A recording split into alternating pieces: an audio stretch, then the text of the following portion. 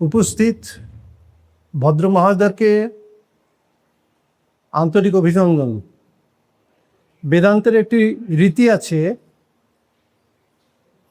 যেই উদ্দেশ্যে আসা সেই কথাটি আগে বলতে হয়। এটি হচ্ছে উপনিষদ বা বেদান্তের বা বেদের রীতি।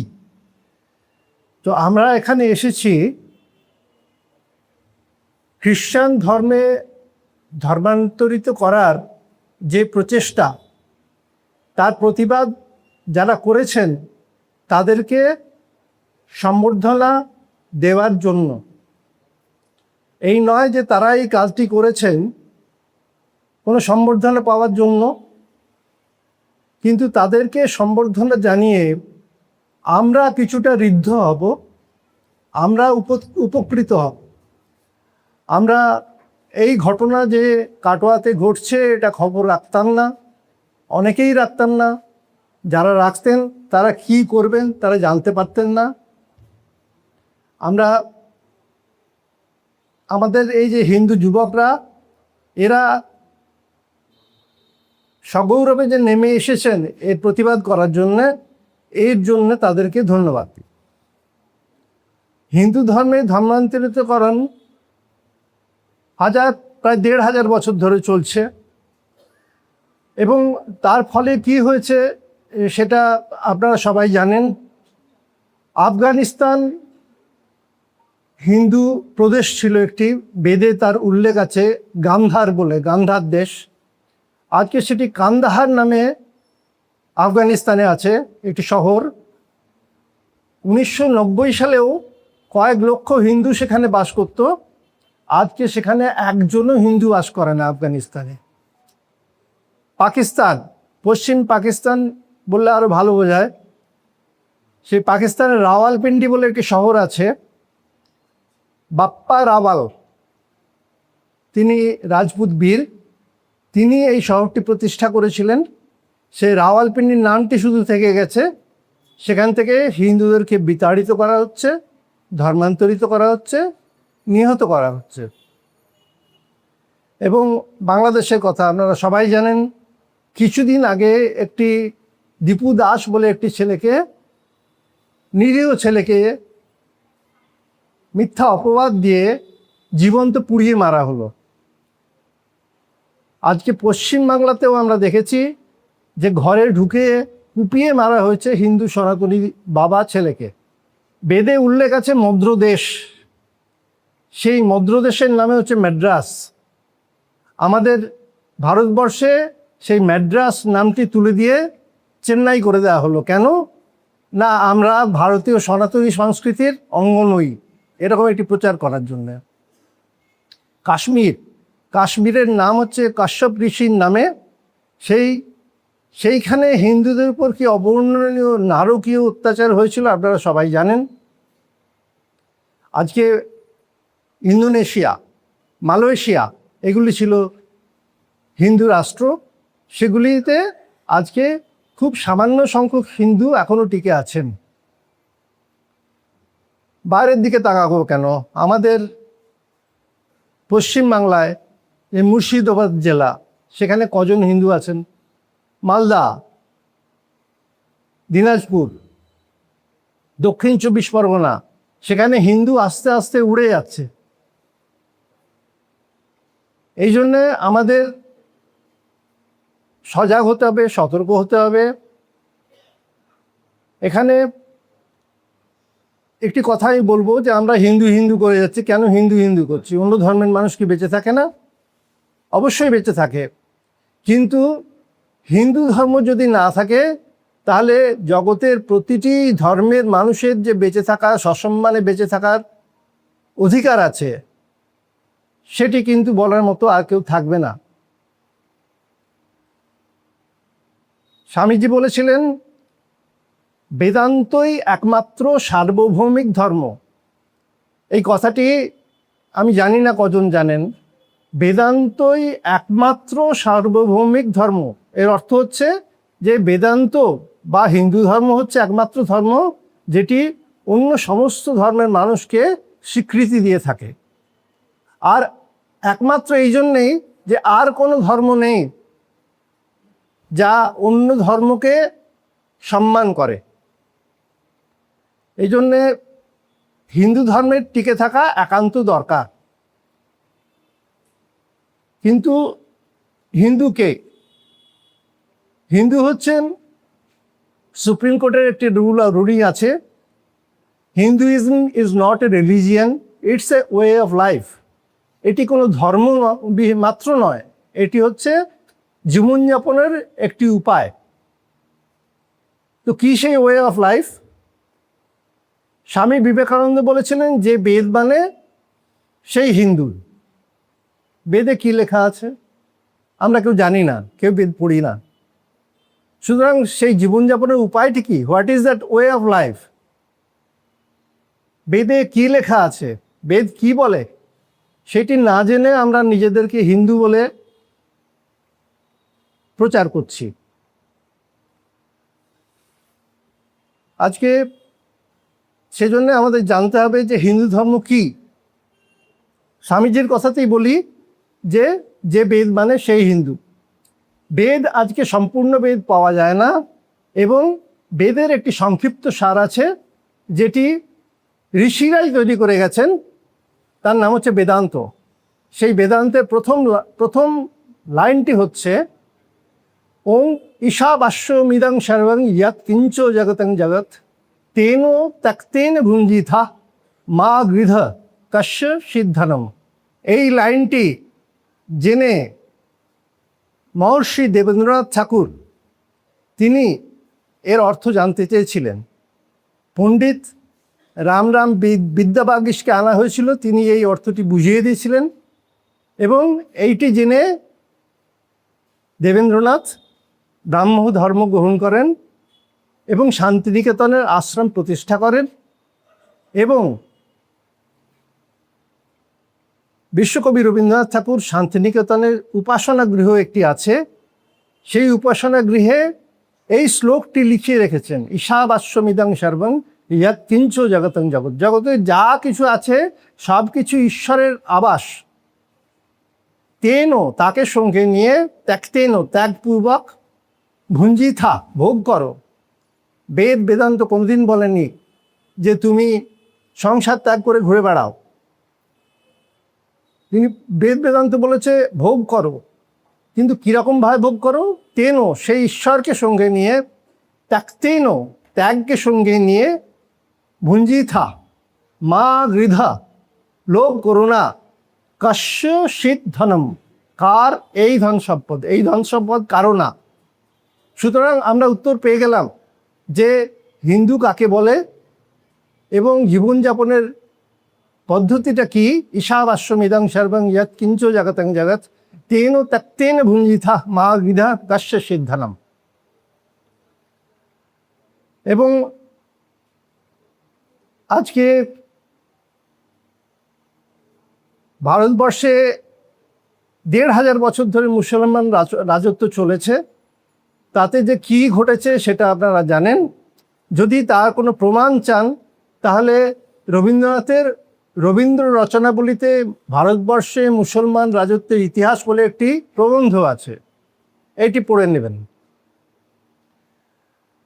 আজকে ভারতবর্ষে, বাংলাদেশে, পাকিস্তানে যে পরিস্থিতি চলছে, সেই পরিস্থিতি ১৫০০ বছর আগে, ১০০০ বছর আগেও ইউরোপে ছিল। সেখানে বাইবেলের বিরুদ্ধে কেউ কথা বললে তাকে জীবন্ত পুড়িয়ে মারা হতো। জিওরদানো ব্রুনোকে পুড়িয়ে মারা হয়েছে, সক্রেটিসকে হেমলক বিষপানে বাধ্য করা হয়েছে, এবং অগণিত যে মুক্তমানা মানুষ তাদেরকে জীবন্ত জ্বালিয়ে দেওয়া হয়েছে। কিন্তু এরপরে আসে রেনেসাঁ, এবং মানুষের একটা আন্দোলন গড়ে ওঠে যেখানে বলে যে না, এই ধর্মান্ধতা চলবে না। এবং আজকে যদি আপনারা ইউরোপে যান দেখবেন যে সেখানের অধিকাংশ মানুষ তারা কিন্তু ধর্মের দাসত্ব করছেন না, তারা মানব ধর্ম পালন করছেন। সেখানকার ধর্মান্ধতা একেবারেই প্রায় চলে গেছে, গির্জাগুলো ফাঁকা পড়ে থাকে। কেউ বাধ্যতামূলকভাবে প্রতি রবিবার গির্জায় যেতেই হবে এরকমভাবে কেউ যান না। কিন্তু দুঃখের বিষয় কিছু হিন্দু খ্রিস্টান ধর্মের মানুষ তারা কিন্তু এই ধর্মান্ধতাকে টিকিয়ে রেখেছেন এবং জোর করে প্রলোভন দেখিয়ে তারা অন্য ধর্মের মানুষকে, বিশেষত হিন্দু ধর্মের মানুষকে তারা খ্রিস্ট ধর্মে ধর্মান্তরিত করছেন। এবং আমরা সনাতনী মানুষরা আজকে জানানোর একটি সময় এসছে যে আপনি নিজস্ব ধর্ম পালন করতে পারেন, কিন্তু যদি কেউ বলে যে আমাদের ধর্মে লেখা আছে বিধর্মীতে যেখানে পাও সেইখানে সংহার করো, যদি কেউ বলেন আমাদের ধর্ম পুস্তকে লেখা আছে যে মূর্তি যেখানে পাবে সেইখানে ভেঙে দেবে, তাহলে এই ধর্ম যদি কেউ প্রচার করতে আসে তাহলে আমরা সনাতনীরা এর প্রতিবাদ করব। এতদিন পর্যন্ত আমরা নিশ্চুপে বসেছিলাম, কিন্তু জায়গায় জায়গায় দেখতে পাচ্ছেন যে হিন্দু ধর্মের পুনর্জাগরণ হচ্ছে। স্বামীজি শিকাগোতে একটা কথা বলেছিলেন, এক একটা সময় এসেছে যখন মনে হয়েছে যে হিন্দু ধর্ম বোধহয় শেষ হয়ে এলো।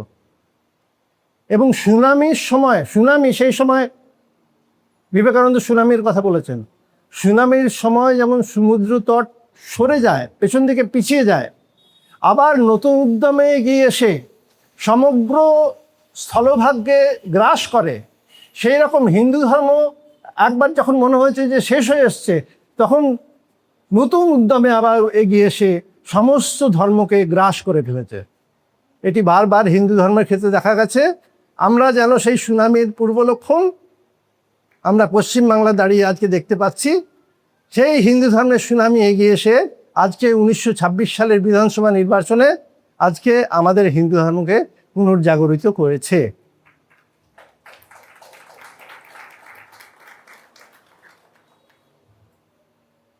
আমি এবারে বিজ্ঞান থেকে কিছু কথা বলবো, আমি কিছু অবৈজ্ঞানিক কথা বলবো না, এবং সেটি এই কথাগুলি আন্তর্জাতিক বিজ্ঞানের জার্নালে এগুলি প্রকাশিত হয়েছে এবং গুগল খুললে যে কেউ দেখে নিতে পারবেন। ভারতবর্ষে প্রথম মানুষ ঢুকেছিল আজ থেকে 60,000 বছর আগে। মানুষের প্রথম উৎপত্তি হয়েছিল আফ্রিকায় 2-3 লক্ষ বছর আগে। সেখান থেকে তারা সারা পৃথিবীতে ছড়িয়ে যায় এবং ভারতবর্ষে তাদের একটি দল ঢোকে আজ থেকে 60,000 বছর আগে। তার আগে ভারতবর্ষের মানুষ হোমো সাপিয়েন্স আমাদের মতো মানুষ ছিল না।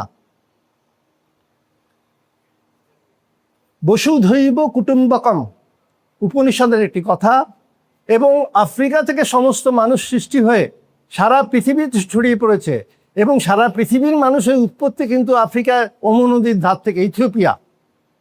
সেই জন্যে আমাদের পৃথিবীর যত মানুষ আছে সবাই কিন্তু আত্মীয়, সবাইকার পূর্বপুরুষ এক জায়গা থেকে এসছে, এবং বসুধৈব কুটুম্বকম, আমরা পৃথিবীতে যত মানুষ আছে সবাই কিন্তু পরস্পরের আত্মীয়। 60,000 বছর আগে যখন মানুষ ভারতবর্ষে ঢুকলো, তারপরে তারা আস্তে আস্তে বেদের রচনা শুরু করলো। এবং আজকে একটি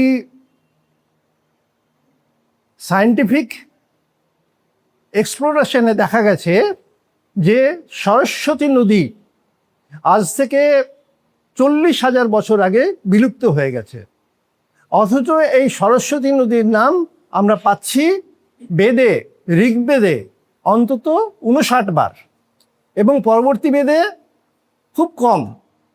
তার অর্থ হচ্ছে যে যখন ঋগ্বেদ লেখা হয়েছিল তখন এই সরস্বতী নদী পূর্ণ মহিমায় বিরাজ করছিলেন। যেই সায়েন্টিফিক এক্সপেরিমেন্টের থ্রু দিয়ে জানা গেল যে সরস্বতী নদী আজ থেকে 40,000 বছর আগে বিলুপ্ত হয়ে গেছে, এর অর্থই দাঁড়াচ্ছে যে ঋগ্বেদের রচনা হয়েছিল আজ থেকে 40,000 বছর আগে, রচনা শেষ হয়েছিল, এবং তারপরে অন্যান্য বেদ রচনা হয়। সুতরাং বেদ রচনা ভারতবর্ষে হয়েছিল শুরু হয়েছিল আজ থেকে অন্ততপক্ষে 40,000 বছর আগে। এই কথাটি আধুনিক বিজ্ঞানীরা হয়তো মানবেন না, কিন্তু এই প্রমাণ আজ থেকে 4-5 বছর আগে প্রমাণ হয়ে গেছে।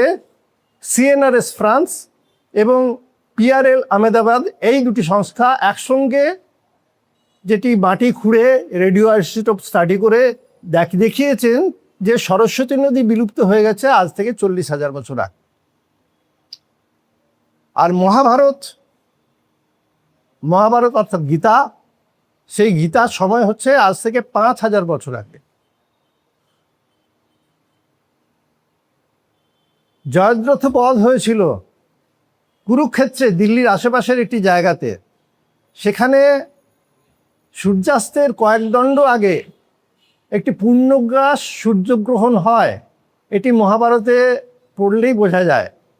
এবং দেখা গেছে যে এই পূর্ণগ্রাস সূর্যগ্রহণটি সেই সময় কুরুক্ষেত্র অঞ্চলে হয়েছিল আজ থেকে 5,000 বছর আগে। সুতরাং মহাভারতের সময় হচ্ছে আজ থেকে 5,000 বছর আগে।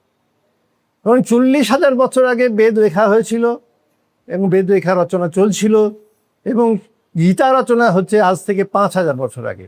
এই হচ্ছে ভারতবর্ষে হিন্দু ধর্মের ইতিহাস। এই হিন্দু ধর্মের সূত্রগুলি বেদে লেখা আছে, এবং বেদ এবং হিন্দু ধর্ম সৃষ্টি হয়েছে ভারতবর্ষে।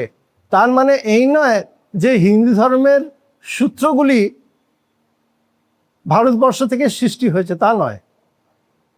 নিউটন মাধ্যাকর্ষণ সূত্রগুলি আবিষ্কার করেছিলেন, তো তার আগে কি মাধ্যাকর্ষণ সূত্র ছিল না? অবশ্যই ছিল। পৃথিবী ধ্বংস হয়ে গেলেও তো মাধ্যাকর্ষণ সূত্র থাকবে। সেই রকম হিন্দু ধর্মের সূত্রগুলি বেদ রচনার আগেও ছিল, ভবিষ্যতেও থাকবে। পৃথিবী ধ্বংস হয়ে গেলেও হিন্দু ধর্মের সূত্রগুলি, বেদের সূত্রগুলি থেকে যাবে। এই কথাগুলি স্বামীজি শিকাগোতেই বলে এসেছিলেন। আমরা এতবার বেদান্তের কথা বলছি, আমি বেদান্তের দু একটি কথা বলবো। বেদান্ত হচ্ছে 12টি উপনিষদ মিলিয়ে বেদান্ত। ঈশা, কেন, কঠ, প্রশ্ন, মুন্ডক, মান্ডুক্য, ঐতরেয়, তৈতরেয়, শ্বেতাশ্বতরেয়, ছান্দোগ্য, বৃহদারণ্য, কৌশিতক, এই 12টি উপনিষদ মিলিয়ে বেদান্ত।